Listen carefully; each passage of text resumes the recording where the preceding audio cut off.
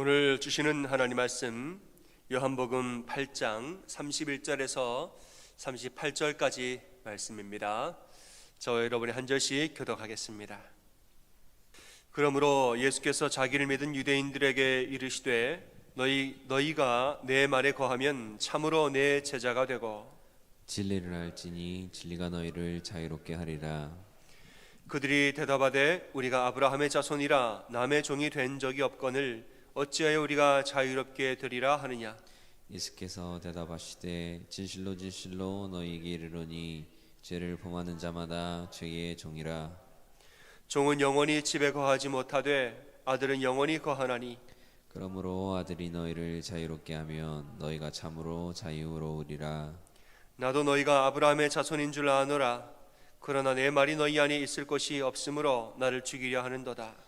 나는 내 아버지에게서 본 것을 말하고 너희는 너희 아비에게서 들은 것을 행하느니라. 아멘. 할렐루야. 아멘. 우리 서로 전우적으로 인사하시겠습니다. 참 잘 오셨습니다. 네, 여러분 주님의 이름으로 환영합니다. 또 우리 귀한 찬양 감사합니다. 나를 살리고 자신의 죽음으로 우리를 구원하신 분이 바로 예수님이라는 이 고백 여러분 마음에 새기고 사시기를 바랍니다. 오늘 우리가 읽었던 이 요한복음 8장의 말씀, 이 말씀에는 진리에 대해서 말씀하시는 예수님의 말씀이 나옵니다. 특별히 31절에 보면 자기를 믿은 유대인에게 말씀하셨다 이렇게 말하는데, 원어의 의미를 조금 더 자세히 보면 자신을 아직 완전히 믿지는 않은 유대인들에게 말하였다, 이렇게 해석을 하는 것이 원어의 의미가 더 가깝다 볼 수가 있습니다. 그러니까 예수님을 완전히 사랑하고 그분을 믿은 사람들이 아니라 아직 좀 긴가민가 하는 유대인들, 그들에게 이야기를 했다는 거지요. 이런 말씀을 하십니다. 너희가 내 말에 거하면 참으로 내 제자가 되고 진리를 알지니 진리가 너희를 자유롭게 하리라. 근데 이 사람들이, 유대인들이 말을 듣다가 좀 마음에 불편한 마음이 들었습니다.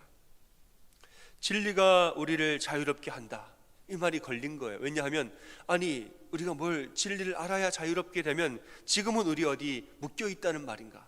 우리가 어디 묶여 있는 존재냐? 33절에 말하죠. 그들이 대답하되 우리가 아브라함의 자손이라 남의 종이 된 적이 없거늘 어찌하여 우리가 자유롭게 되리라 하느냐. 이렇게 좀 반박을 했다는 거지요. 유대인은 스스로 생각하기를 우리는 아브라함의 자손으로서, 아브라함을 믿음의 조상으로 모시고 있는 믿음의 자손들로서 그동안 많은 고난과 억압들을 받았지만은 신앙의 자유만큼은 우리가 아주 목숨을 걸고 지켰다, 이런 자부심이 있었던 거지요. 이 당시도 로마의 압제 가운데 있었지만은 우리가 그래도 목숨을 걸고라도 신앙의 자유는 우리를 지킨 사람이다, 이렇게 우리가 열심히 신앙의 자유를 지키는데 남의 종이 된 적도 없는데 뭘 우리가 더 자유롭게 돼야 하는가 되물었다는 거죠. 하지만 그건 그들의 생각이고, 우리는 묶여 있지 않다, 우리는 자유롭다, 그건 그들의 생각이고, 예수님 보시기에는 그들은 아직도 묶여 있는 존재였다는 것이죠. 유대인들은 무엇에 묶여 있었고 예수님은 어떠한 자유를 선포하셨을까? 오늘은 좀 그 말씀을 나누고자 합니다. 진리를 알지니 진리가 너희를 자유롭게 하리라. 여기서 말하는 진리는 예수 그리스도 자신입니다. 예수 그리스도 나를 알지니 이 말이에요. 그 다음에 너희 자유롭게 하리라. 어디에서 자유롭게 되느냐? 죄에서 자유롭게 되리라. 그러니까 예수 그리스도를 알지니 내가 너희를 죄에서 자유롭게 하리라, 이 말씀인 거예요. 여러분, 우리가 모든 죄에서 자유롭게 되는 길은 오직 예수 그리스도밖에 없는 줄로 믿고 사시기를 바랍니다. 우리가 얽매여 있다, 신앙의 자유 어떤 무엇에 얽매여 있다, 예수님은 그런 묶임을 말하는 것이 아니라 죄에 대한 묶임을 말하고 죄에 대한 자유를 말하자면 인간의 그 본연의 이 심중에 있는 인간의 본성에 대한 묶임과 자유에 대한 이야기를 한 것입니다. 그래서 이 우리 본성적인 죄에 대한 자유와 죄에 대한 묶임, 이 죄의 문제를 해결하기 위해서는 예수 그리스도밖에 그 길이 없는 거예요. 다른 말로 하자면 율법으로는 죄에서 우리를 자유하게 할 수 없다는 말이에요. 율법은 우리를 죄에서 자유하게 만들지는 못합니다. 율법이 어떤 역할을 하는가, 이걸 우리가 알면 됩니다. 율법의 역할이 무엇이냐? 율법은 우리로 하여금 죄를 깨닫게 도와줍니다. 이건 죄다. 이게 바로 죄고 이게 바로 나쁜 것이다. 죄를 깨닫게 한다는 거죠. 그 다음에는 그래서 나도 죄인임을 또 깨닫게 한다는 거예요. 죄가 무엇인지 알려주고 그래서 나 자신도 죄인이라는 것을 깨닫게 하는 것이 율법의 은혜입니다. 그래서 뭐 하느냐? 그래서 하나님께 우리가 나아가도록 도와주는 역할을 하는 것이, 죄를 알려주고 내가 죄인이라는 걸 깨달아서 하나님께 나아가도 우리를 도와주는 역할을 하는 게 율법이지요. 율법 자체는 나쁜 게 아닙니다. 근데 이상한 것은 뭐냐? 로마서 말씀에 보면 사람들이 이상하게도 죄를 깨달은 사람들이 하나님께 나아가지는 않고 오히려 죄를 더 짓게 되더라. 이게 이상한 거예요. 죄가 뭔지를 알면 죄를 떠나야죠. 그런데 죄가 뭔지를 알았는데 그 죄가 이런 게 죄였어? 한번 해봐야지. 죄를 오히려 더 짓게 되더라, 이 말이에요. 로마서 8장에 말씀하지요. 율법이 죄냐? 그럴 수 없느니라.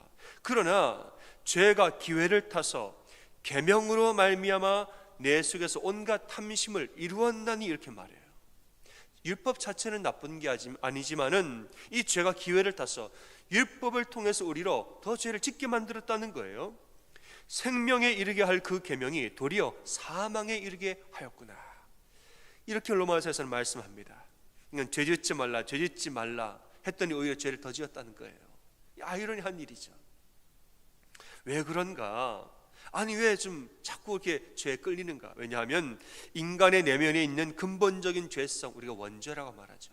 모든 사람의 내면에는 이 근본적인 죄성, 원죄가 있기 때문에 그런 거예요. 원죄 때문에 모든 사람들은 죄에 대한 끌림이 있는 것입니다. 모든 사람들은 원죄가 있기 때문에 그 원죄가 마치 자석과 같이 역할을 하면서 죄에 대하여서 끌리게 만들어 간다는 것이에요. 죄가 있으면 죄를 멀리하는, 밀어내는 본성이 아니라 자꾸 죄 쪽으로 향하도록 만들고 죄에 대한 끌리는 마음이 생기도록 우리를 만드는 것이, 그게 바로 죄에 대한 본성이라는 것입니다. 그러니까 율법에서 이제 이게 죄다 저게 죄다, 죄가 뭔지 알려주면은 죄를 피해가야 되는데 반대로 죄에 끌려서 이 죄를 찾아가게 되더라, 이 말입니다. 여러분, 오늘날의 뉴스를 보면 뉴스의 내용들이 되게 어떻습니까? 대개는 훈훈한 내용들보다는 범죄 소식들, 누가 어떻게 됐고 사고가 났고 나쁜 일이 있었고 비리가 있었고 이런 소식을 더 많이 전하죠. 왜냐하면 훈훈한 소식을 전하면 시청률이 떨어진다는 거예요. 사람들이 그런 소식을 별로 관심이 없어하고 안 본다는 거예요. 근데 좀 더 무섭고 자극적이고 어떻게 하면 저럴 수 있나, 나보다 더 나쁜 사람 저기 있었네, 자극적이고 죄에 대한 이야기, 그런 소식을 전해야 시청률이 올라간다는 거예요. 이게 뭐냐? 이게 바로 본성적으로 우리에게 죄에 대한 끌림이 있다는 것이에요. 훈훈한 소식과 사랑의 나눔과 이런 소식보다 죄에 대한 끌림이 나도 모르는 사이에 모든 사람 마음에 있다는 것입니다. 그렇기 때문에 율법을 아무리 이야기해도 율법으로서는 우리를 죄에서 자유하게 할 수가 없다는 거예요. 이런 사람들이 있습니다. 우리에겐 율법도 있고 세상 법도 있으니까 예수는 필요 없다, 이런 말하는 사람들이 있습니다.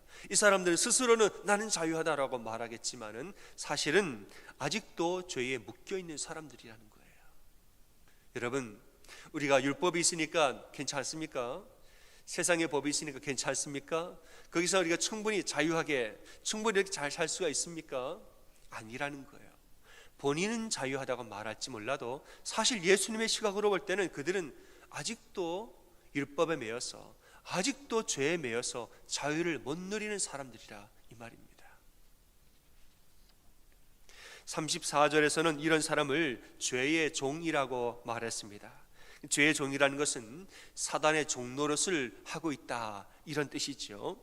사단이 그 사람을 쾌락으로 인도하면 쾌락으로 따라가고, 그 마음에 시기심을 넣어주면 자연스럽게 그냥 시기하고, 욕심을 넣어주면 자연스럽게 욕심을 따라 이기적으로 살게 되고, 그러니까 사단이 주는 마음을 따라서 탁탁탁 받아서 사단이 이 마음을 주면 거기를 따라가고, 저 마음을 주면 저기 따라가고, 사단이 시키는 대로, 조종하는 대로 종노릇을 하고 산다는 것입니다. 또 어떨 때는 사단이 우리를 죄책감과 두려움으로 겁박을 하고 우리를 억누리면서 무서움과 두려움으로 조종을 할 때가 있습니다. 네가 이런 존재가 이렇게 할 거야. 사단이 우리를 두려움으로 협박을 할 때가 있습니다. 너는 뭐 이런데, 너는 저런데, 우리 안에 두려움을 자꾸 자극을 해서 무섭게 만들어서 무언가를 하도록 조종을 할 때도 있다는 거죠.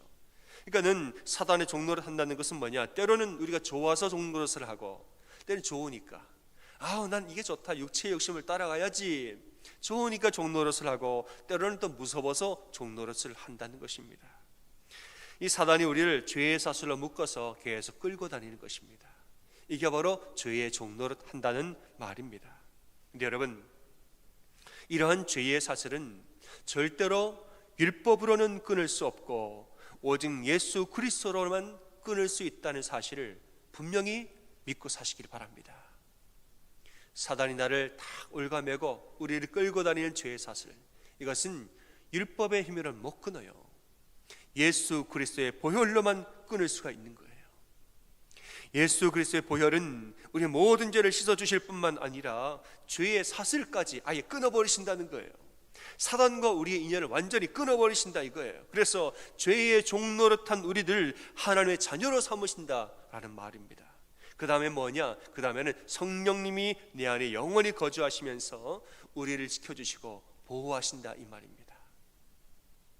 그래서 우리가 예수 그리스도의 십자가의 진리를 알 때는 세 가지의 변화가 우리에게 일어나는데, 첫째는 예수님이 우리를 모든 죄에서 씻어주십니다.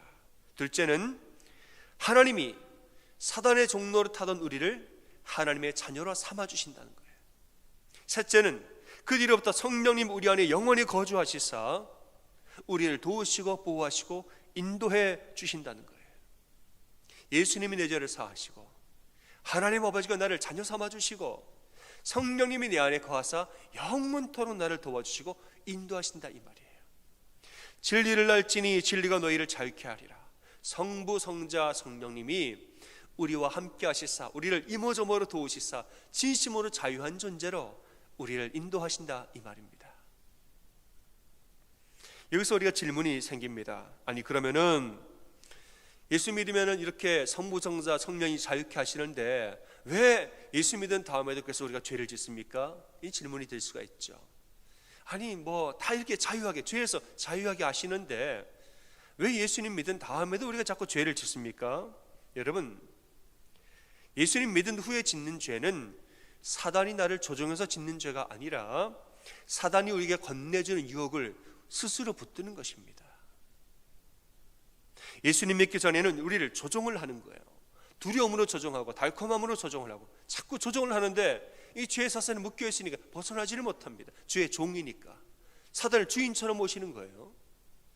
그래서 죄를 지을 수밖에 없었다면은 이제 하나님의 자녀로 신분이 변한 다음에는 사단을 우리를 건들지 못합니다. 다만 뭐 하느냐? 저 멀리서 유혹만 할 뿐이에요. 이게 있는데 한번 먹어볼래? 유혹만 한다는 것이에요. 그들을 짓는 죄는 뭐냐? 사단이 강압적으로 죄짓게 하는 것이 아니라 사단이 보여주고 흔들면서 보여준 이 유혹을 우리가 손을 내밀어서 우리가 붙드는 것이라는 거예요. 사단은 우리의 그리스도인의 손을 조종해서 도둑질하도록 할 수 없습니다. 그저 내 앞에 돈다발을 딱 갖다 두고 아무도 지켜보는 사람이 없는 상황을 만들어주고 떠납니다. 내 손을 움직여서 옛날처럼 그냥 재물만 쫓아가고 이 물질만 쫓아가는 그런 존재로 우리를 만들지 못합니다. 우리는 성령님이 계시기 때문에 하나님 자녀가 되었기 때문에 우리는 믿음이 무엇인지 알고 은혜가 무엇인지 압니다. 예전처럼 조종을 못하니까 이제는 내 앞에다 돈다발을 갖다 놓고 아무도 보는 사람이 없는 상황을 딱 만들어주고 떠나는 거지요. 그 다음에 이것을 집을 것인지 말 것인지 우리의 선택에 있어요.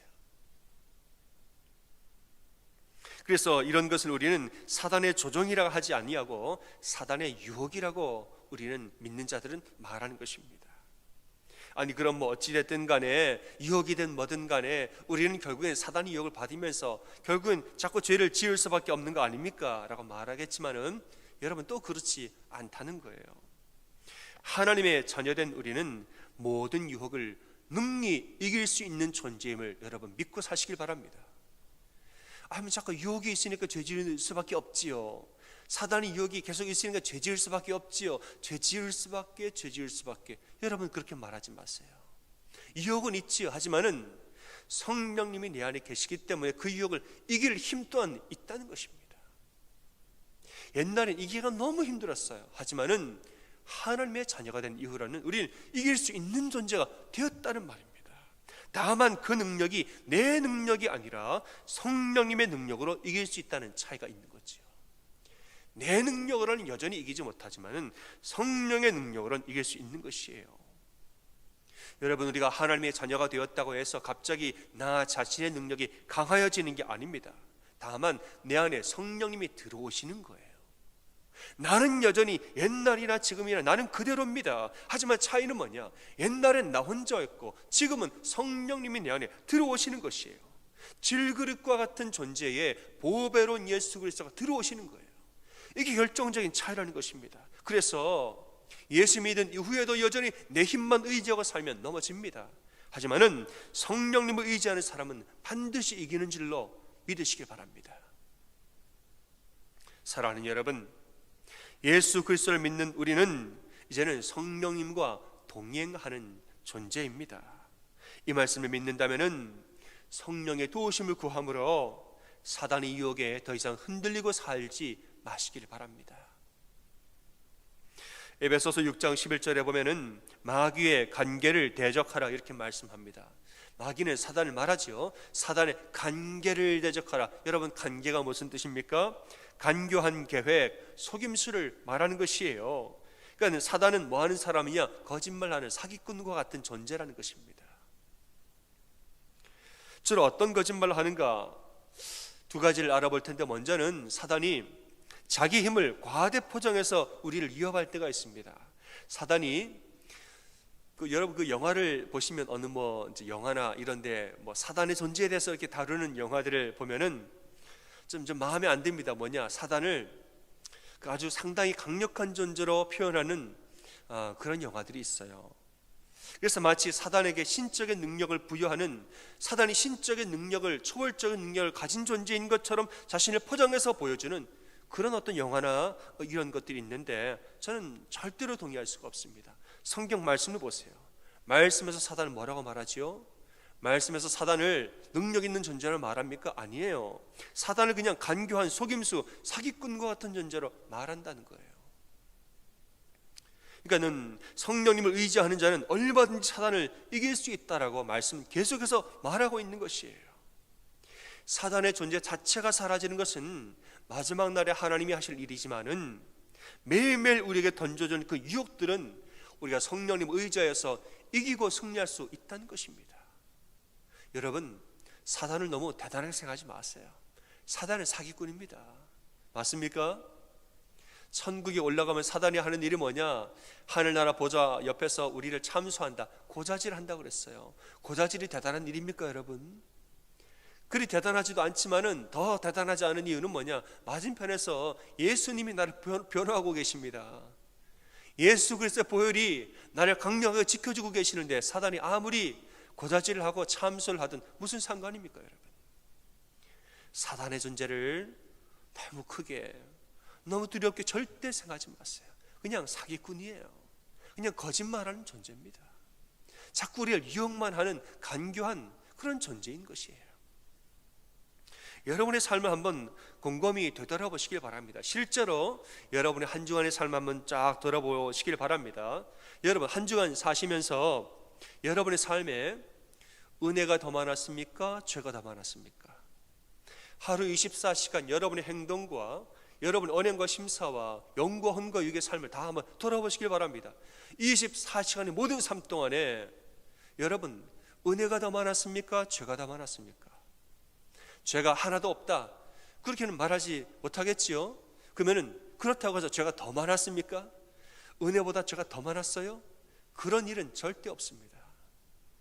아무리 따져보고 시간으로 횟수로 다 따져봐도 죄보다 은혜가 말할 수 없이 더 많은 줄로 믿으시기 바랍니다. 제가 매주마다 기도를 하지만은 우리는 잘 모를 수가 있지만 사실은 은혜라는 것은 우리를 둘러싸고 있다는 것입니다. 들어가도 나가도 은혜요, 앉아도 서도 은혜요, 뛰게 하신 것도 은혜고 걷게 하신 것도 은혜요. 우리가 조금만 생각하면은 하나님의 은혜는 우리를 온통 다 둘러싸고 두 팔로 안으시고 우리를 보호하고 인도하고 계시다는 거예요. 우리의 하루하루의 삶을, 한 주 한 주의 삶을 돌아보면은 성령님이 나를 인도해 주신 것이 더 많지 죄에 넘어진 것이 더 많지가 않다는 것이에요. 여러분, 이게 바로 죄의 사단의 연약함이고 이게 바로 하나님의 은혜의 크심인 줄로 믿고 사시기 바랍니다. 여러분, 사단을 두려워하지 말고 그의 속임수에 넘어가지도 말고 성령님의 능력으로 모든 유혹을 이기고 사시기 바랍니다. 두 번째로, 사단은 무엇을 거짓말로 하느냐? 못한다는 거짓말을 자꾸 해요.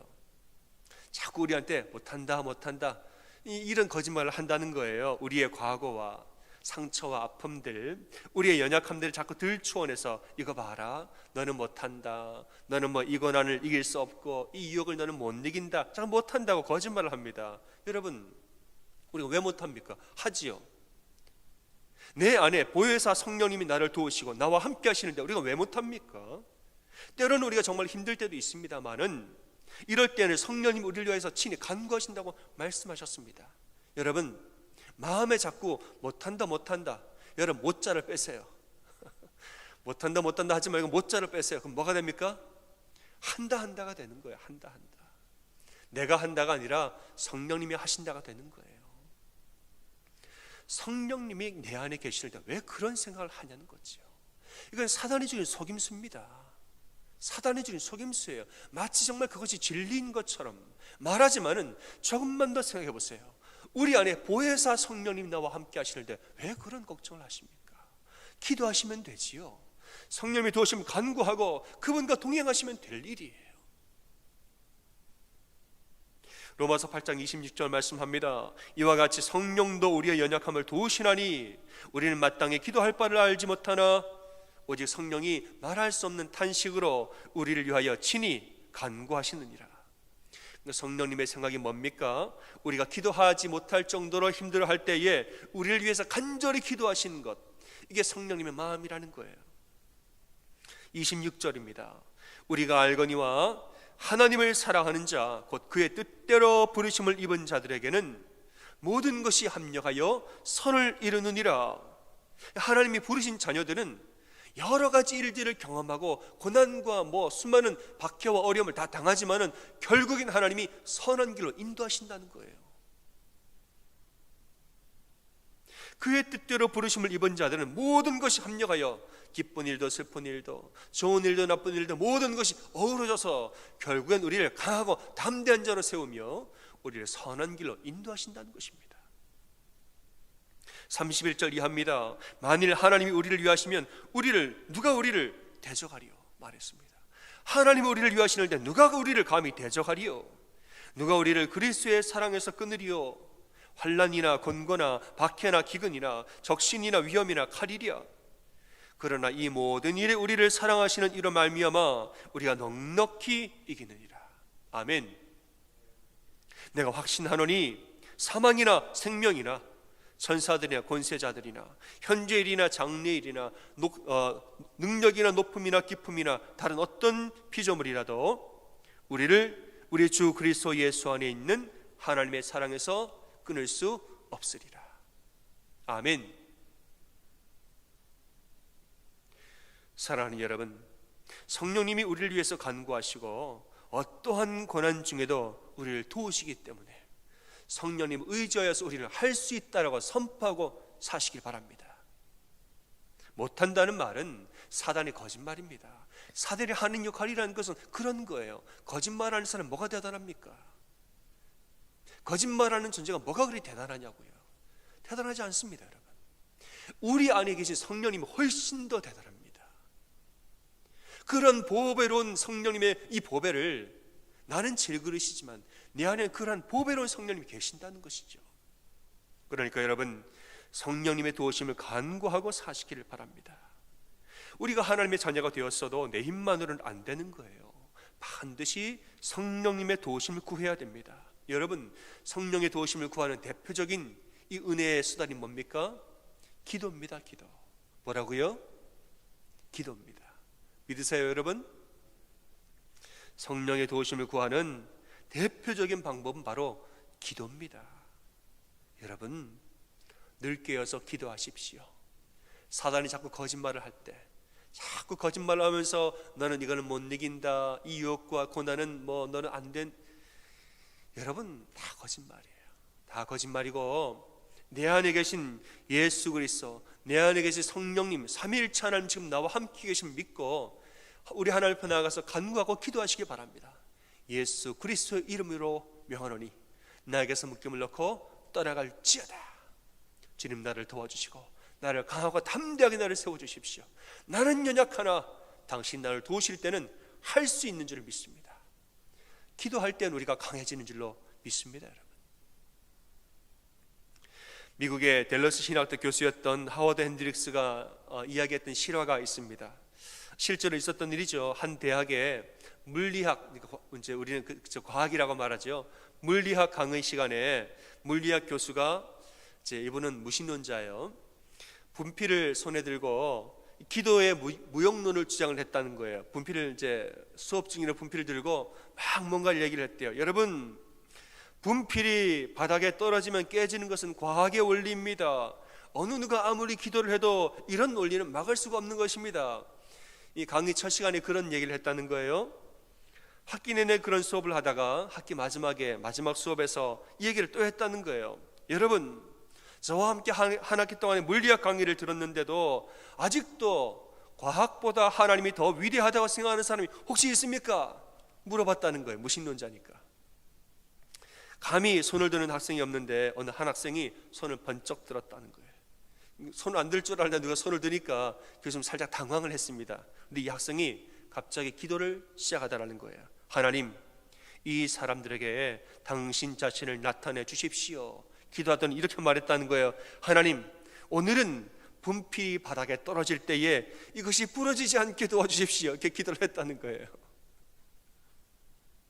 교수가 화가 나가지고 감히 저런 말을 내 수업 시간에 하다니, 분필을 흥분하면서 손을 들어서 그 바보 같은 짓을 멈추라 라고 소리를 지르려고 손을 들었는데 실수로 분필이 정말 떨어졌습니다.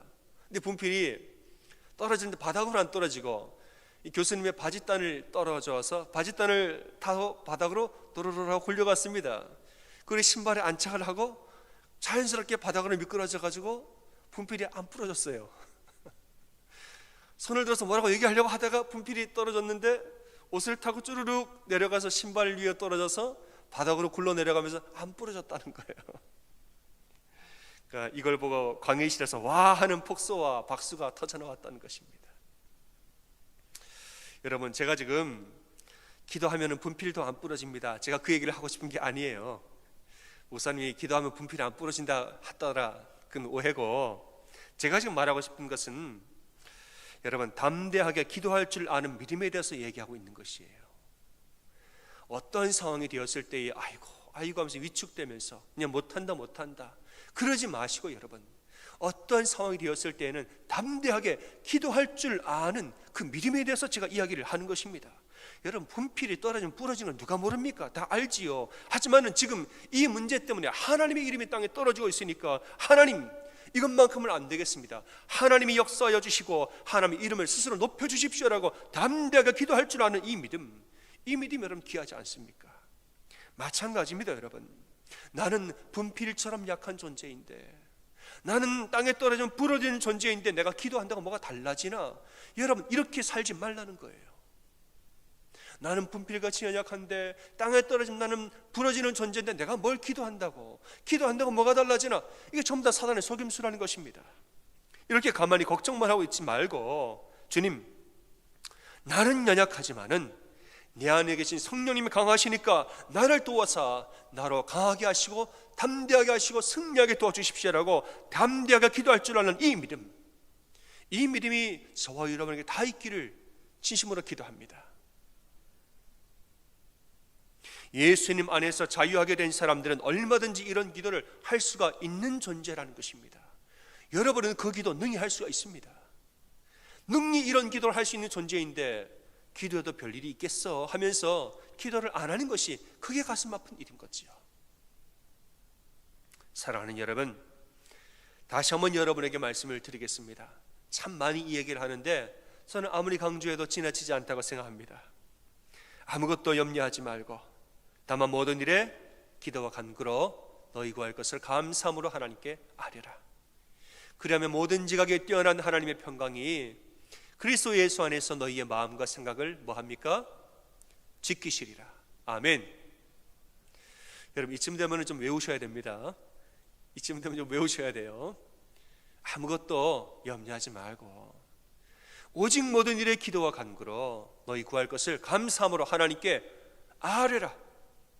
그리하면 모든 지각에 뛰어난 하나님의 평강이 그리스도 예수 안에서 너희의 마음과 생각을 지키시리라. 아멘.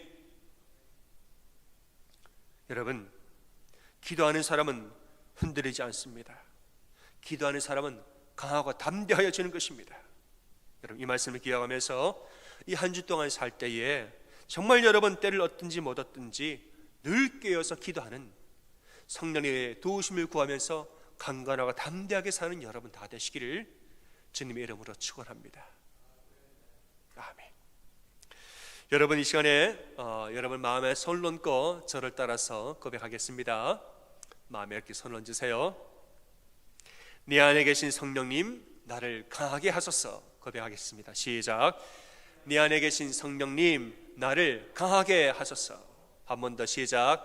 내 안에 계신 성령님, 나를 강하게 하소서. 아멘. 찬양하겠습니다.